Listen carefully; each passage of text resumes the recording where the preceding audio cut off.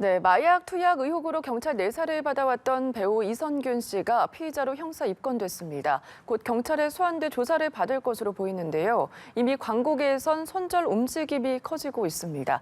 자세한 연예계 소식 하재근 대중문화평론가와 함께 짚어보도록 하겠습니다. 어서 오십시오. 안녕하세요. 예, 안녕하십니까. 조금 전에 저희가 속보로도 전했습니다. 마약 투약 의혹으로 경찰 내사를 받아온 이선균 씨 피의자 신분으로 소환 조사를 받게 됐는데요.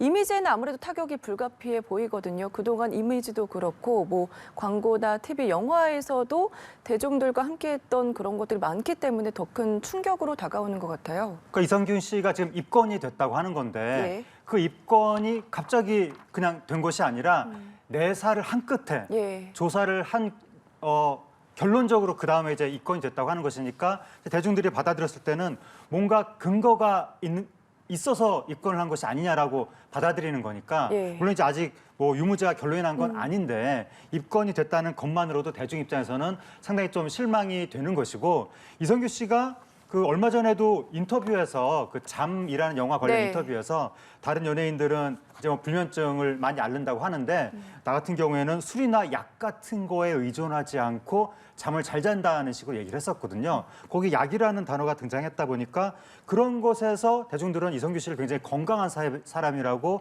이제 믿었었고 특히 나의 아저씨라는 드라마를 통해서 신드롬을 일으켰었는데 거기 그런 드라마에서 맡았던 역할이 아주 순수한 기성세대의 이미지였었거든요.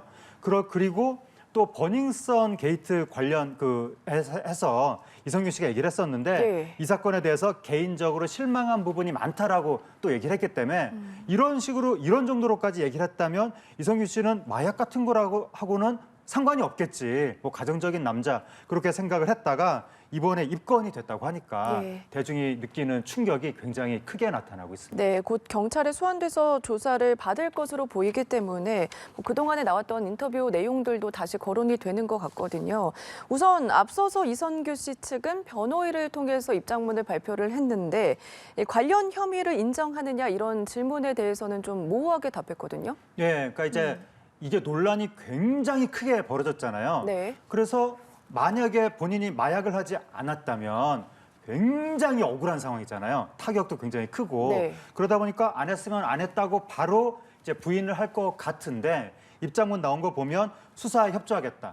그리고 최근에 공갈 협박을 받았다. 예. 그런 부분만 있고 마약을 안 했다는 내용이 없는 거예요. 그게 많은 사람들을 좀 의아하게 했었는데 그 이선균 씨의 변호인이 연합뉴스 측하고 또 인터뷰 이제 전화 통화를 했는데 거기서 연합뉴스 측에서 이 마약 투약에 대해서 인정하는가 부인하는가 그걸 물어봤는데 거기에 대해서도 그 변호인이 이야기를 한 것이 아직 말하기 어렵다 이렇게 이야기를 해서 이게 마약을 했다 안 했다 굉장히 간단한 사안이고 본인은 당연히 알 텐데 네. 왜 거기에 대해서 말을 하기 어렵다고 하는 것인지 그 속사정이 무엇인지 거기에 대해서 좀 의아함이 커지고 있습니다. 네, 어쨌든 명확한 입장을 밝히지 않았기 때문에 뭐 이 부분에 대해서도 계속해서 얘기가 나오는 상황인데 함께 수사 대상에 오른 재벌가 3세와는 전혀 모르는 사이다. 이렇게 입장을 밝혔거든요. 예, 그 부분에 대해서는 네. 명확하게 입장을 밝혔는데, 그러니까 이제 일부 매체에서 보도가 나온 것이 이선균 씨가 뭐 여러 사람들이랑 이제 마약을 투약한 혐의를 받고 있다라고 하면서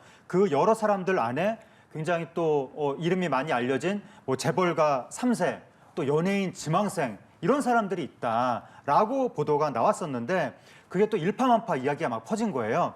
이게 단순히 개인이 혼자서 마약을 했다라는 거하고 또 이렇게 이름이 많이 알려진 재벌가 인사하고 뭐 연예인 지망생하고 같이 마약을 했다는 거하고는 조금 이게 또 느끼는 정도가 달라지거든요. 네. 같이 어울려서 했다고 하면 뭔가 그럼 그동안 사생활이 문란했나?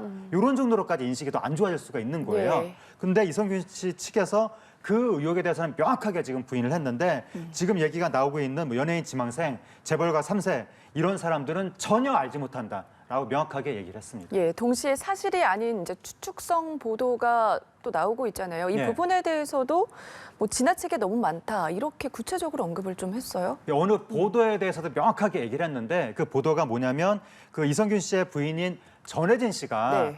최근에 한 150억 원대에 달하는 빌딩을 매각했다라는 보도가 나왔었거든요. 근데 그 빌딩이 상당한 정도의 시세 차익을 거두고 매각한 것이 아니라 물론 이제 어느 정도의 시세 차익이 있긴 했었지만 세금이라든가 이자라든가 다 계산하면 오히려 손해보고 판 것이 아니냐. 그래서 일부 매체에서 혹시 갑자기 빌딩을 그렇게 판 것이 뭐 마약 사건하고 마약 협박을 받은 거하고 연관이 있는 거 아닌가라고 애매하게 의혹을 제기하는 듯이 네. 그렇게 보도들을 했었는데 지금 이성균 씨 측에서는 그것은 추측성 보도다. 그 뭐 빌딩 매각과 이번 사건을 연결짓는 것은 엉뚱한 내용이고 전혀 관련이 없다라고 이 부분에 대해서도 명확하게 부인을 했습니다. 알겠습니다. 앞서 이선균 씨 측에서는 마약 사건 연루자를 공갈 혐의로 고소했다 이렇게 밝힌 바가 있는데 이선균 씨 측이 고소한 사람은 정확히 어떤 인물입니까? 그것도 지금 애매한 상황인데 네. 그러니까 처음에 사건 관련자 중에 뭐 한 명을 고소했다는 식으로 이야기가 나왔었거든요. 네. 근데 지금 이야기가 나오는 게 뭐냐면 2명을 고소했다고 합니다. 그런데 지금 이성균 씨 측 변호인이 얘기를 한 게 뭐냐면 2명은 2명인데 누군지 잘 모른다. 이름을 알 수 없는 2명이다. 그리고 사실은 1명인지 2명인지도 잘 모른다. 네. 그것도 명확하지가 않다라는 것이고 그다음에 피해를 당했다는 그 액수에 대해서도 처음에 일부 매체에서는 2억 원에서 3억 원 정도를 건넸다라고 보도가 나왔었거든요. 근데 또 다른 매체에서 나중엔 3억 5천만 원이라고 또 얘기가 나왔었거든요.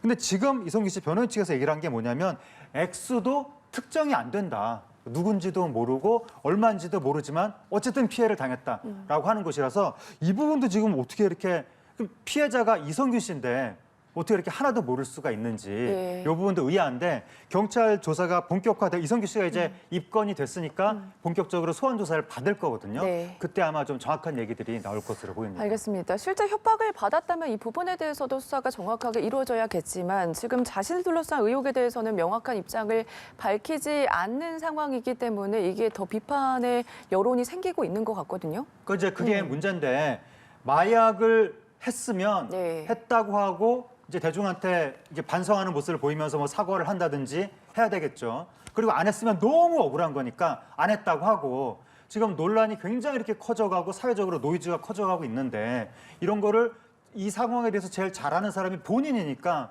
본인 자신이 사실관계를 딱 밝히고 이 불필요한 논란을 조금 줄이면서 뭐 반성을 하던 억울함을 풀던 해야 될 텐데 아까도 말씀드린 것처럼 가장 핵심적인 사안 마약을 했는지 안 했는지 네. 거기에 대해서는 말을 하지 않고 있으니까 그리고 공갈 협박을 받았다고 했는데 뭐 누구한테 받아서 정확하게 어떤 피해를 입었다는 건지 그것도 지금 뭐 명확하게 밝히지 못한다고 하고 이러다 보니까 사회적인 이런 혼란이 점점 더 커지는 것이 아닌가 이런 문제도 있어서 이성균 씨 측에서 본인이 좀 네. 사실 제일 잘하는 사람이잖아요. 사실은 이성균 씨 변호인의 인터뷰를 하고 있는데 변호인도 이성균 씨가 정확히 어떻게 했는지는 다 알 수가 없는 거거든요. 그러니까 이성균 씨 본인이 좀 사실관계를 밝힐 필요가 있습니다. 알겠습니다. 어쨌든 이선균 씨 피의자 신분으로 전환이 됐고 이제 곧 조사를 받을 것으로 보이는데 아무래도 마약 투약 의혹이 확산하자 광고계에서도 조치에 나서고 있는 상황이거든요.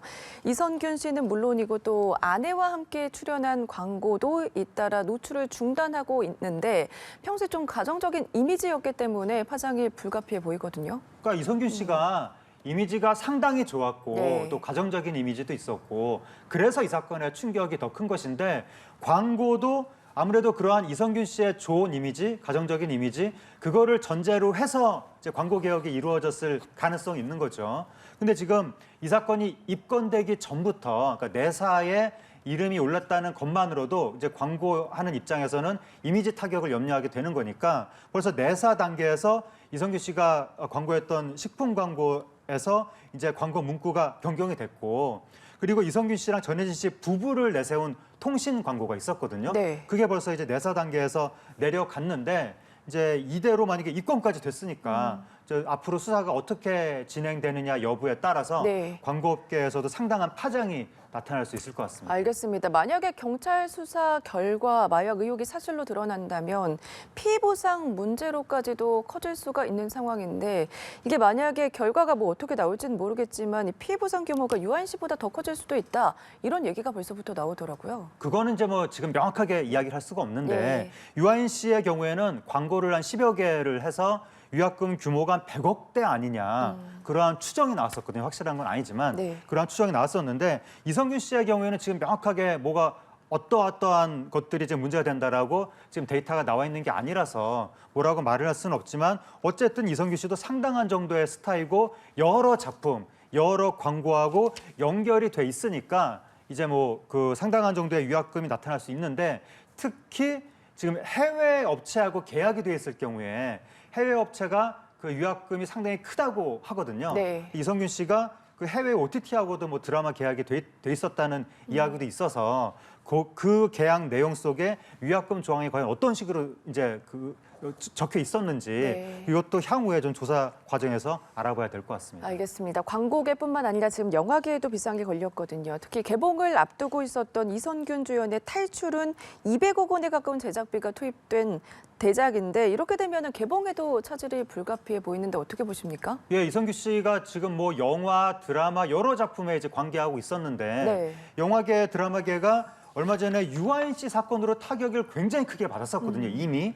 근데 이번에 이성균 씨 사건으로 또 타격을 받게 생긴 거예요. 그러니까 물론 아직 유무죄는 나오지 않았지만. 네. 근데 이게 입건까지 된 상황에서 이성균 씨가 주연하는 영화 중에 탈출이라는 영화가 이미 촬영이 다 끝나고 올 겨울에 개봉 예정으로 있었는데 그런데 이번에 이성균 씨가 이제 이 입건이 되면서 지금 언제 개봉할 수 있을지 지금 수사 결과만 지켜봐야 되는 그런 상황이 된 것인데 이 영화가 200억 대작이거든요. 네. 그러니까 상당한 정도의 기대작인데 이렇게 되면 그 제작사의 피해가 어마어마할 것이고 이 영화 그 배급사 제작사인지 배급사인지 하여튼 연관된 회사가 유아인 씨 관련 영화로 한번 타격을 받았던 회사인데 이번에 또다시 타격을 받을 수 있게 돼서 많은 사람들의 지금 안타까움을 자아내고 있고 예. 이 영화 말고 다른 영화 행복의 나라라고 하는 다른 영화도 지금 타격을 받고 있는 와중에 드라마 노웨이 아웃도 원래 이성균 씨가 지난 주말부터 촬영이 시작될 예정이었었거든요. 예. 그 촬영 못하게 되면서